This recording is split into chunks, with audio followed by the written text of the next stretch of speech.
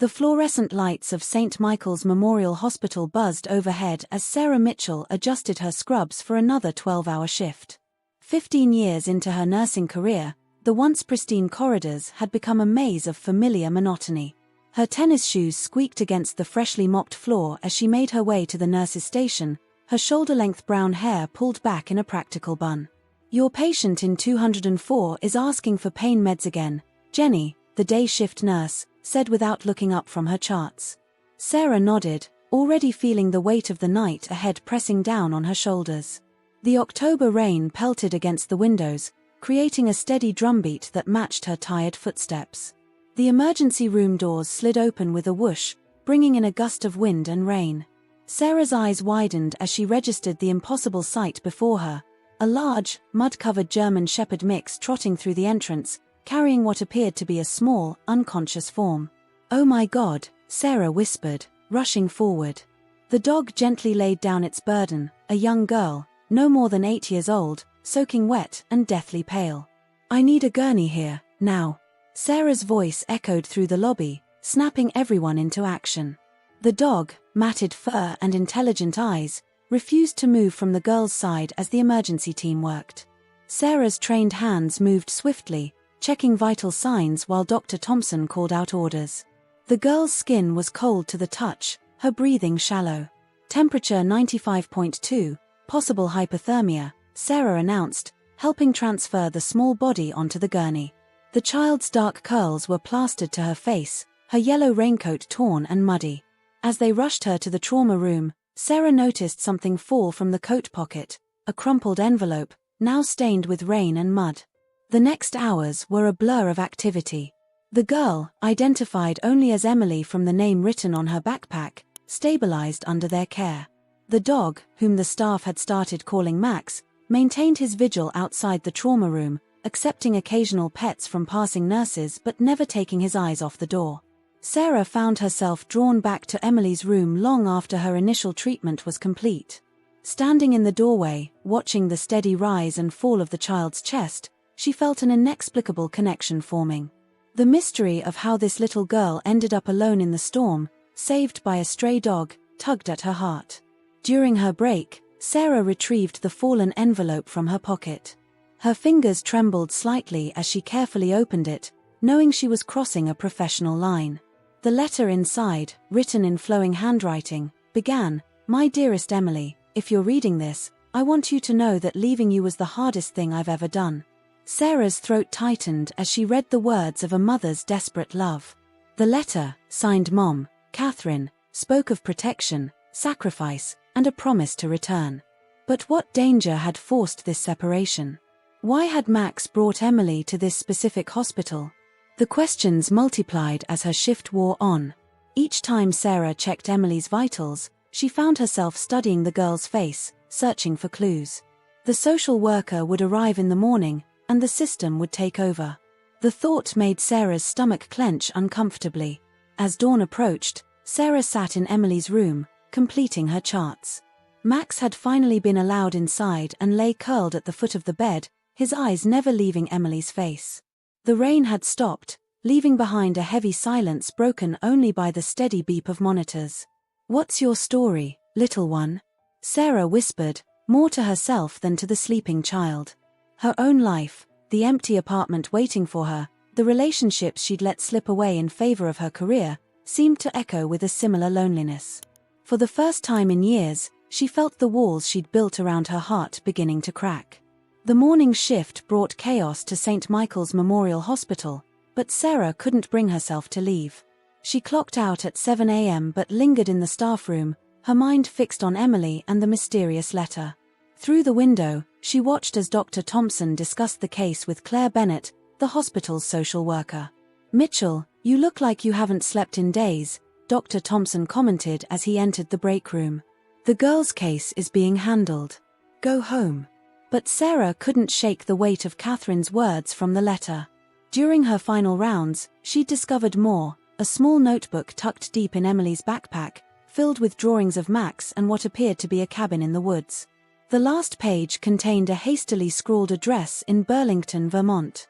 Just one more check, Sarah told herself, making her way back to Emily's room. The morning sun streamed through the windows, casting warm patches on the linoleum floor.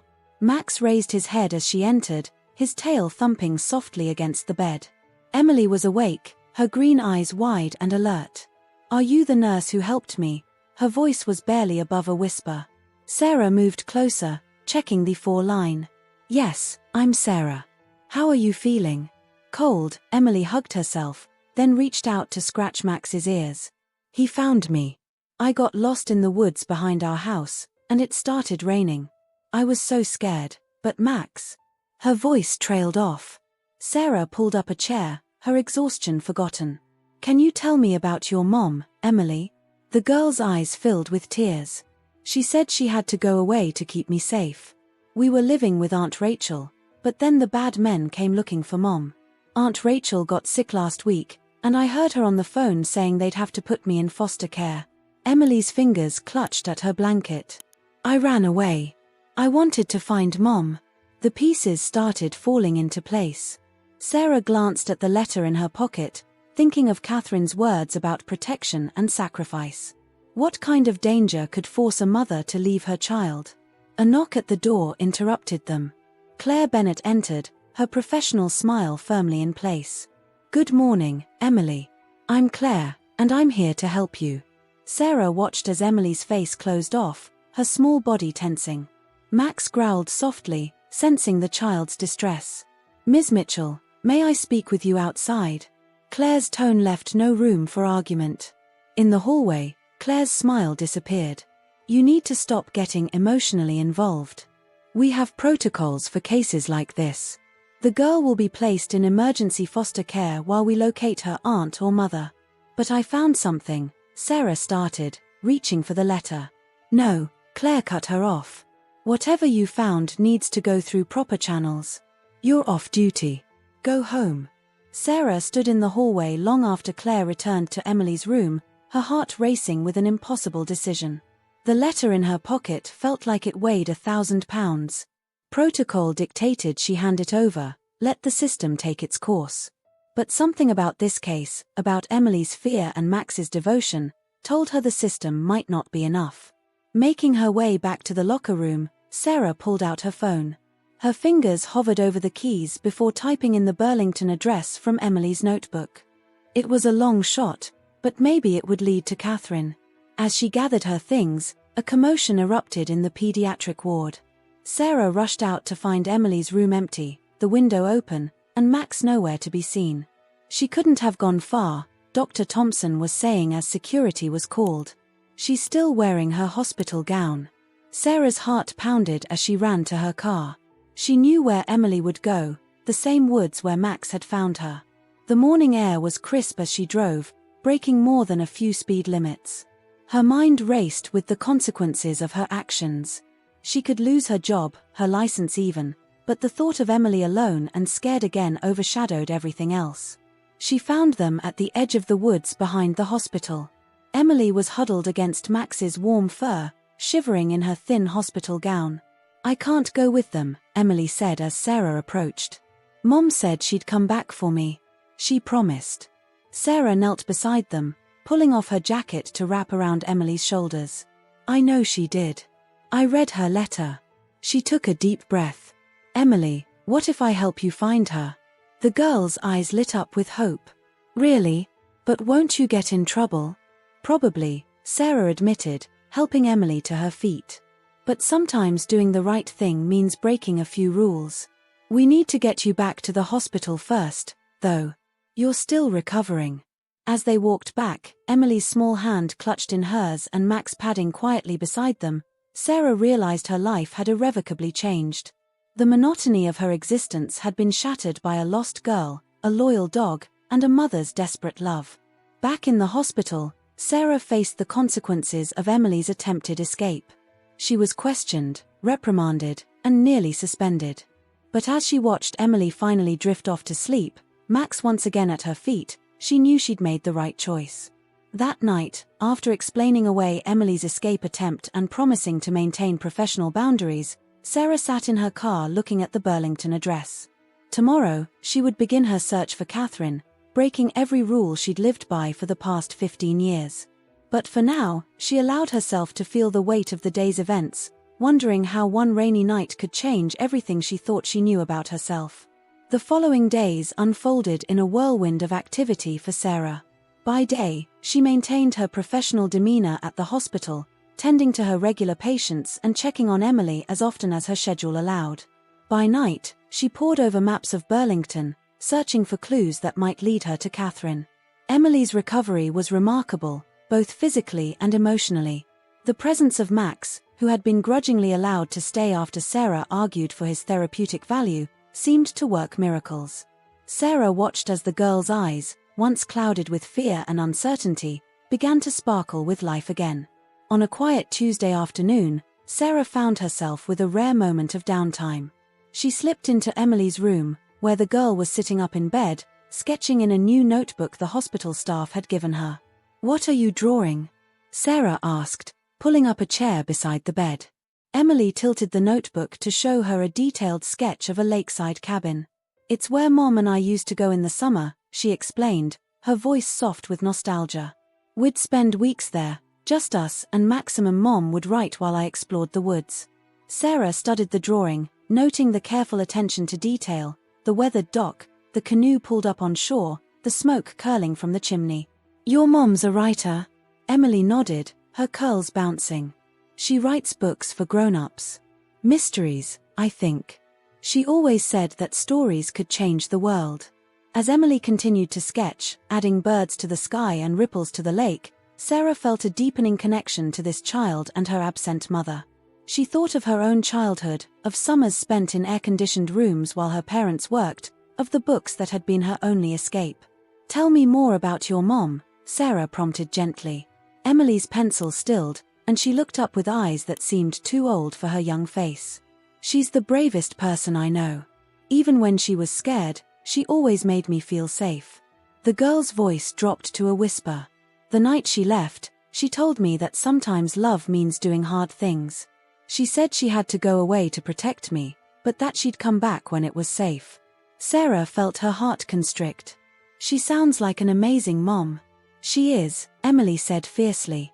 Then, her expression clouded. "Do you think she's okay? What if something bad happened to her?" Sarah reached out, covering Emily's small hand with her own. "Your mom sounds like a fighter. I'm sure she's doing everything she can to get back to you." Max, who had been dozing at the foot of the bed, lifted his head and gave a soft woof, as if in agreement. Emily's smile returned, small but genuine. "Max always knows when I need cheering up. Mom says he's got a sixth sense for feelings." As the days passed, Sarah found herself spending more and more of her free time with Emily and Maximum. She brought books to read aloud, shared stories from her own childhood, and even snuck in Emily's favorite snacks when the hospital food became too monotonous. One evening, as Sarah was helping Emily brush her hair before bed, the girl asked quietly, "Sarah, do you have kids?" The question caught Sarah off guard. "No, I don't," she answered, carefully working out a tangle. "How come?" Emily persisted. "You'd be a great mom." Sarah's hands stilled for a moment. She thought of the years she'd poured into her career, the relationships she'd let slip away, the dreams of family she'd tucked into the back of her mind. "I guess I just got busy with work," she said finally. "Sometimes life doesn't turn out the way you expect." Emily turned to face her, her expression serious. "It's not too late, you know. Mom always says it's never too late to change your story." The words hit Sarah like a physical force. She blinked back sudden tears, overwhelmed by the wisdom from this child who had faced so much uncertainty. Later that night, as Sarah drove home, she found herself taking a detour. She parked near a small park and walked to a bench overlooking a duck pond. The moon reflected off the still water, and for the first time in years, Sarah allowed herself to truly feel the weight of her loneliness. She thought of Emily's resilience, of Max's unwavering loyalty, of Catherine's sacrifice. Somewhere along the way, she had convinced herself that dedication to her job was enough, that the fleeting connections she made with patients could fill the void in her life. But now, faced with Emily's unguarded affection and the mystery of Catherine's love, Sarah realized how much she had been missing. The next morning, Sarah arrived at the hospital early, determined to make progress in her search for Catherine. She had taken a personal day, her first in years, to focus on the investigation. As she settled into a quiet corner of the hospital library with her laptop, she felt a mix of excitement and trepidation. Hours passed as Sarah delved into online records, social media, and writing forums, searching for any trace of a mystery writer named Catherine with connections to Burlington. The task seemed insurmountable, but every time she felt like giving up, she thought of Emily's hopeful face and pressed on. It was late afternoon when Sarah stumbled upon a promising lead. A small literary magazine had published a short story 2 years ago by A.K. Lawson, with a bio that mentioned a love for Vermont's lakes. The story itself, a haunting tale of a mother and daughter on the run from an unseen threat, sent chills down Sarah's spine. With trembling fingers, Sarah reached out to the magazine's editor, crafting a careful email asking for any information they might have on the author. As she hit send, she felt a surge of hope mixed with fear. She was crossing lines, pushing boundaries she had always respected. But the memory of Emily's drawings, of the love evident in every stroke of her pencil, steeled Sarah's resolve. That evening, as Sarah read Emily her nightly story, she felt a shift in their relationship. The girl curled into her side, her head resting on Sarah's shoulder in a gesture of complete trust. Max lay across their feet, a warm and comforting presence. "Sarah," Emily murmured as she drifted off to sleep, "I'm glad you're here. You make me feel safe, like Mom does." Sarah's throat tightened with emotion. She looked down at the sleeping child, at the loyal dog, and at the fading sunlight streaming through the hospital window. In that moment, she made a silent promise, to Emily, to Catherine, and to herself. She would see this through, wherever it led. Because sometimes, love meant doing hard things. And sometimes, it meant opening your heart to unexpected connections that could change everything. The following weeks brought a whirlwind of activity as Sarah delved deeper into her search for Catherine. Her days were a balancing act between her nursing duties, spending time with Emily, and following up on leads. The response from the literary magazine had been promising but vague, citing privacy concerns.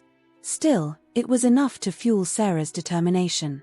One crisp Saturday morning, Sarah found herself driving to Burlington, the address from Emily's notebook scribbled on a piece of paper on her dashboard. The autumn leaves painted the landscape in vibrant reds and golds, a stark contrast to the anxiety churning in her stomach. She had told the hospital she was visiting a sick aunt, a lie that tasted bitter on her tongue. As she navigated the quiet streets of a suburban neighborhood, Sarah's mind wandered to Emily. The girl's condition had improved enough for discharge, but with no family to claim her, she remained in the hospital's care. Sarah had pulled every string she could to delay Emily's transfer to foster care, but she knew time was running out. The address led her to a modest 2-story house with a well-tended garden. Sarah's heart raced as she approached the front door, unsure of what she would say or find. A middle-aged woman answered her knock, her kind face creasing with concern as Sarah stammered through an explanation. "I'm sorry, dear," the woman, who introduced herself as Margaret, said. "Catherine Lawson did rent a room here about a year ago, but she left quite suddenly. Such a quiet woman, always writing. She mentioned a daughter once or twice, but I never saw the child." Sarah's hope deflated, but she pressed on. "Did she leave anything behind? Any clue where she might have gone?" Margaret hesitated, then nodded. "Come in. There's something you should see." In the small room that had been Catherine's, Sarah found herself surrounded by the lingering presence of Emily's mother.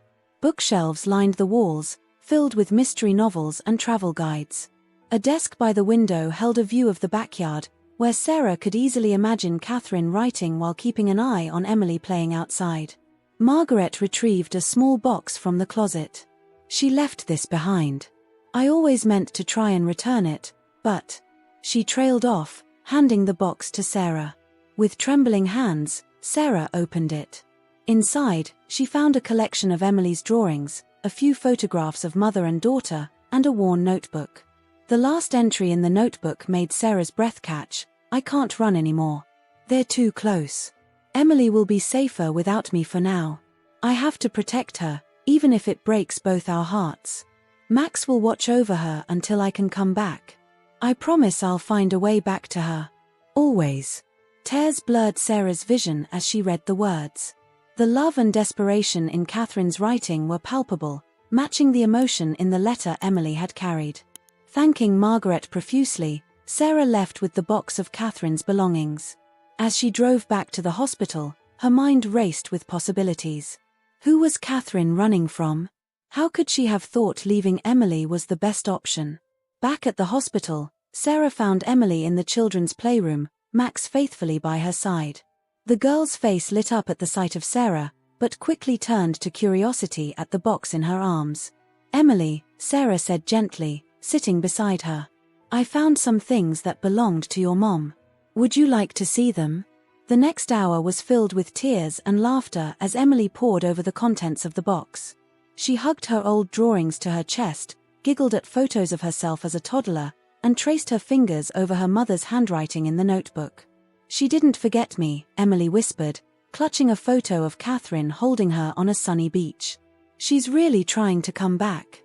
Sarah wrapped an arm around Emily's shoulders. "Of course she is, sweetheart. Your mom loves you very much." As Emily continued to explore the box's contents, Sarah stepped out to make a phone call. Claire Bennett, the social worker, answered on the second ring. "Ms. Bennett, it's Sarah Mitchell. I need more time before Emily is transferred to foster care. I'm following a lead on her mother." Claire's sigh crackled through the phone. "Sarah, I know you've grown attached, but we can't keep bending the rules. The system exists for a reason. Just a few more days," Sarah pleaded. "I think I'm close to finding Catherine." After a long pause, Claire relented. 3 days, Sarah. That's all I can give you." The next morning, Sarah woke to an email from the literary magazine's editor. Her heart raced as she read, "Ms. Mitchell, I've spoken with Kay Lawson's agent. While they can't disclose her current location, they've agreed to forward a message to her. Please send me what you'd like to convey, and I'll ensure it reaches her." Sarah's fingers flew over the keyboard, crafting a message that she hoped would reach Catherine's heart. "Catherine, my name is Sarah Mitchell. I'm a nurse at St. Michael's Memorial Hospital. Your daughter, Emily, is safe and under my care. Max brought her to us on a rainy night weeks ago. She misses you terribly and is hoping for your return. If you're in trouble, we can help. Please, if you can, come back to Emily. She needs her mother." After sending the email, Sarah hurried to the hospital, her mind buzzing with possibilities. Would Catherine respond? Was she even in a position to do so? As the day wore on, Sarah found herself checking her phone obsessively. She tried to focus on her other patients, but her thoughts kept drifting to Emily and the ticking clock on their time together. It was nearing the end of her shift when Sarah's phone buzzed with an incoming call from an unknown number. Her heart in her throat, she answered. "Hello." Sarah's voice trembled. There was a pause, then a woman's voice, rough with emotion. "Is this Sarah Mitchell? The nurse caring for Emily?" Sarah gripped the phone tighter. "Yes, this is she. Are you Catherine?" "Yes," the voice replied, breaking slightly. "Is she really okay? Is Max with her?" "They're both fine," Sarah assured her quickly. "Catherine, where are you? Can you come to the hospital?" Another pause, longer this time. "It's not safe yet. But I'm close. I've been watching the hospital, trying to find a way to contact Emily without putting her in danger." Sarah's mind raced. "Catherine, whatever trouble you're in, we can help. Emily needs you." "I know," Catherine's voice was thick with tears. "I never wanted to leave her. But the people after me, they're dangerous. I thought I was protecting her." "Come to the hospital tonight," Sarah said firmly. "I'll make sure you can see Emily safely. We'll figure out the rest together." As she ended the call, Sarah felt a mix of elation and apprehension. She had found Catherine, but the mystery surrounding her was far from solved. As she walked to Emily's room to share the news, Sarah realized that her life had become irrevocably entwined with this small family's fate. Whatever came next, she was committed to seeing it through. The hospital corridors seemed unnaturally quiet as Sarah made her way to the service entrance, her heart pounding with anticipation. It was well past midnight, and she had arranged for Catherine to enter through this less monitored area. The weight of what she was doing, sneaking a potentially wanted woman into a hospital, pressed heavily on her conscience, but the memory of Emily's hopeful face steeled her resolve. A soft knock on the door startled Sarah from her thoughts. She opened it to reveal a woman with Emily's eyes and a face etched with worry and exhaustion. Catherine Lawson looked nothing like the vibrant woman from the photos, her hair cut short and dyed a nondescript brown, her clothes plain and unremarkable. "Catherine?" Sarah whispered, ushering her inside quickly. The woman nodded, her eyes darting around nervously. "Is Emily really okay?" Sarah led her through the quiet hallways, speaking in hushed tones. "She's fine. Physically, at least. But she misses you terribly." She paused, choosing her next words carefully. "Catherine, who are you running from? Maybe we can help." Catherine's laugh was bitter and low. "It's not that simple. I uncovered something I shouldn't have, corruption at the highest levels of a major corporation. They've got reach everywhere. Police, government." She trailed off, shaking her head. "I thought leaving Emily would keep her safe, keep their focus on me. But every day apart has been agony." They reached Emily's room, and Sarah felt a lump form in her throat as she watched Catherine's face crumple at the sight of her sleeping daughter. Max, ever vigilant, raised his head from his spot on Emily's bed but didn't bark, seeming to recognize Catherine instantly. "Oh, my baby," Catherine breathed, rushing to Emily's side. Her trembling hand hovered over Emily's curls, as if afraid the slightest touch would shatter the moment. Emily stirred, her eyes fluttering open. For a moment, she stared uncomprehendingly at the figure beside her bed. Then, with a cry that seemed to come from the depths of her soul, she launched herself into her mother's arms. "Mom, you came back. You really came back." Sarah backed out of the room, giving them privacy for their reunion. She leaned against the wall outside, overwhelmed by the emotions of the moment. But her relief was short-lived as she spotted Dr. Thompson approaching, his face a mask of concern. "Sarah, what are you doing here at this hour?" he asked, his eyes narrowing as he heard the muffled sounds of conversation from Emily's room. Sarah straightened, making a split-second decision. "Dr. Thompson, I need your help. Emily's mother is here, but she's in trouble. We need to protect them both." To her surprise, Dr. Thompson's expression softened. "I had a feeling you were up to something, Mitchell. Tell me everything." Over the next hour, in the quiet of Dr. Thompson's office, Sarah and Catherine laid out the whole story. Catherine, a successful mystery novelist, had been researching for a new book when she stumbled upon evidence of massive environmental violations and cover-ups by Apex Industries, a powerful conglomerate with ties to politicians and law enforcement. "They tried to buy my silence at first," Catherine explained, her hands clasped tightly in her lap. "When that didn't work, the threat started. I went to the FBI, but somehow Apex found out. That's when I knew I had to run." Dr. Thompson listened intently, his brow furrowed in concentration. When Catherine finished, he was quiet for a long moment before speaking. "This is far beyond anything I've dealt with before, but I have a friend in the U.S. Marshals Service. Let me make a call." As dawn broke over the hospital, casting long shadows through the windows, a plan began to take shape. Dr. Thompson's contact, Deputy Marshal Elena Rodriguez, arrived with a team, their presence both reassuring and nerve-wracking. "We've been building a case against Apex for months," Rodriguez explained, her voice low and intense. "Ms. Lawson's evidence could be the key to bringing the whole operation down. But we need to move fast and keep you both safe." The next few hours passed in a blur of activity. Sarah watched as Emily and Catherine were prepared for emergency relocation, her heart aching at the thought of saying goodbye. Max, sensing the tension in the air, stayed close to Emily's side, his tail wagging tentatively whenever anyone approached. As Catherine packed the few belongings they could take, she turned to Sarah with tears in her eyes. "I don't know how to thank you. You've risked everything for us." Sarah shook her head, fighting back her own tears. "You don't need to thank me. Just, be safe. Be happy. Emily deserves that. You both do." The moment of departure arrived too soon. In a quiet corner of the hospital's underground parking garage, Sarah knelt to say goodbye to Emily.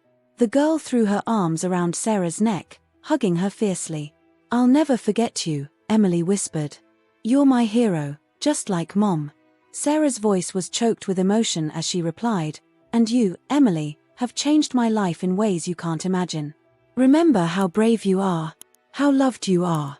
As she watched the unmarked SUV drive away, Emily's face pressed against the back window, Sarah felt a profound sense of loss mixed with hope. Dr. Thompson placed a comforting hand on her shoulder. You did good, Mitchell. Now, let's go face the music with administration. The following weeks were a whirlwind of debriefings, administrative hearings, and media scrutiny as the Apex Industries scandal broke wide open. Sarah found herself at the center of a storm, her actions both praised and questioned. Through it all, she held on to the memory of Emily's smile, of Catherine's gratitude, of the knowledge that she had made a real difference. 3 months later, Sarah sat in her apartment, staring at a letter in her hands. It had arrived through secure channels, bearing no return address. With trembling fingers, she opened it to find a short note and a photograph. The photo showed Emily and Catherine on a sunny beach, their faces alight with joy. Max sprawled in the sand beside them, looking as content as a dog could be. The note read, "Dear Sarah, we're safe. We're happy. The trial is set to begin next month, and justice is finally within reach. None of this would have been possible without you. You didn't just save Emily that night, you saved our family, our future. Emily talks about you often, her nurse angel. We both hope that someday, when all this is over, we can thank you in person. Until then, know that you are in our hearts always. With eternal gratitude, Catherine and Emily, and Max." Sarah traced her fingers over the photo, a smile spreading across her face even as tears fell. Her life had changed irrevocably since that rainy night when a faithful dog had brought a lost girl to her hospital. She had discovered strengths she never knew she possessed, had taken risks she once would have thought unthinkable. As she pinned the photo to her bulletin board, next to her nursing license and a news clipping about the Apex takedown, Sarah felt a sense of peace settle over her. She had always believed that being a nurse meant helping people, but Emily and Catherine had shown her that sometimes, helping meant going above and beyond, risking everything for what was right.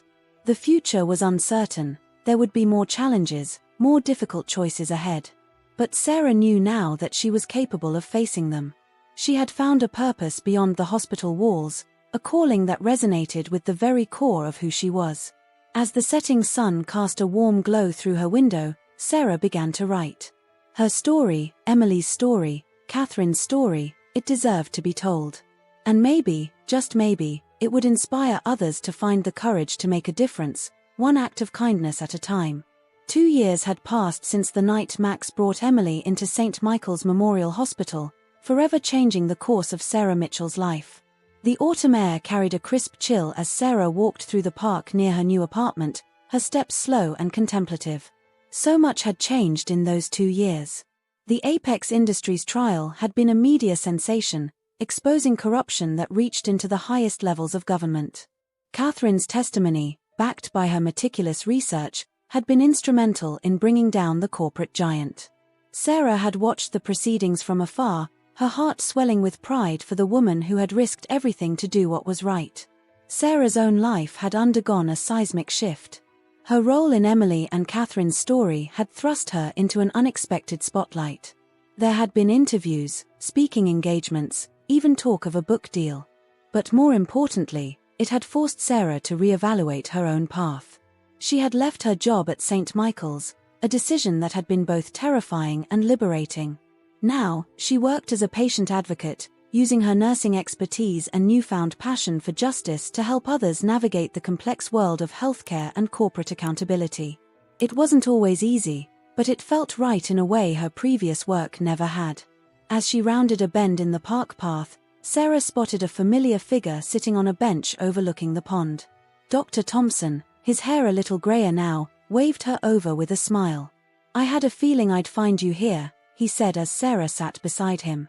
"Big day tomorrow." Sarah nodded, a mix of excitement and nerves fluttering in her stomach.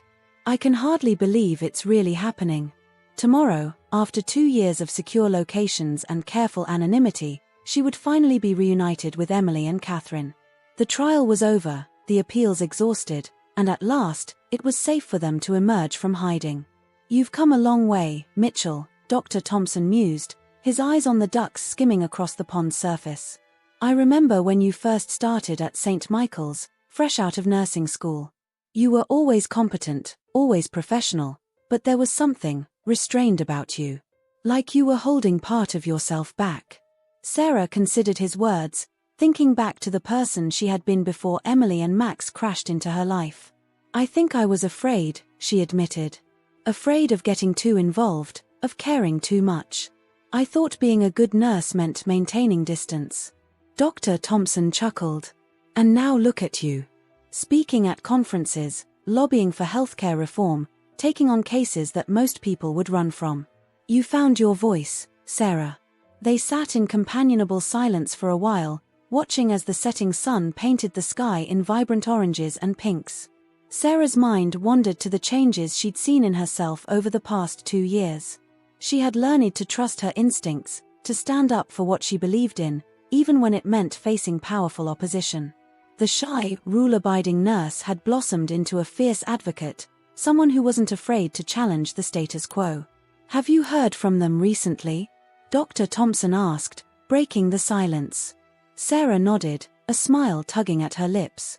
Catherine sent an email last week. Emily's doing well in school, top of her class. And Max, well, Catherine says he's getting a bit grey around the muzzle, but he's still as protective as ever. The thought of Max brought a lump to Sarah's throat. The loyal dog who had started it all, who had shown such incredible instinct and devotion. In her darkest moments over the past 2 years, when the pressure of the trial and the changes in her life had felt overwhelming, Sarah had often thought of Max's unwavering loyalty. If a dog could show such courage and love, how could she do any less? As twilight settled over the park, Sarah and Dr. Thompson stood to leave. Get some rest, Mitchell, he advised. Tomorrow's going to be an emotional day. Sarah barely slept that night, her mind racing with anticipation. When morning finally came, she dressed with care, choosing a soft blue sweater that Emily had once complimented. The drive to the agreed meeting place, a quiet beachside cafe, felt both interminable and far too short. As she parked her car, Sarah's eyes scanned the area, her heart pounding. And then she saw them. Catherine stood near the cafe entrance, her hair longer now and back to its natural blonde. She looked relaxed, the haunted look in her eyes replaced by a quiet confidence. Beside her, Emily, taller now, on the cusp of adolescence, bounced on her toes with barely contained excitement. And there, his tail wagging furiously, was Maximum. For a moment, Sarah couldn't move, overcome by the sight of them. Then Emily's voice rang out, Sarah, and the spell was broken. Sarah found herself engulfed in a tangle of arms and paws, Emily's laughter mixing with Max's joyful barks. Catherine's embrace was fierce, conveying a depth of gratitude that words could never fully express. When they finally disentangled themselves, all 4 of them a bit teary-eyed, Sarah knelt to greet Max properly. The dog's muzzle was indeed flecked with grey, but his eyes were as bright and intelligent as ever. He licked her face enthusiastically, eliciting giggles from Emily. Over breakfast, they talked for hours. Emily regaled Sarah with stories of their life in witness protection, the challenges of constantly moving, the excitement of seeing new places, the frustration of not being able to make lasting friendships. Catherine spoke of the trial, of the weight lifting from her shoulders as justice was finally served. We couldn't have done it without you, Sarah, Catherine said, reaching across the table to squeeze her hand. You gave us the chance we needed. You believed in us when no one else would. Sarah felt her cheeks flush with emotion. You both changed my life too, she said softly. You showed me what it really means to be brave, to stand up for what's right no matter the cost.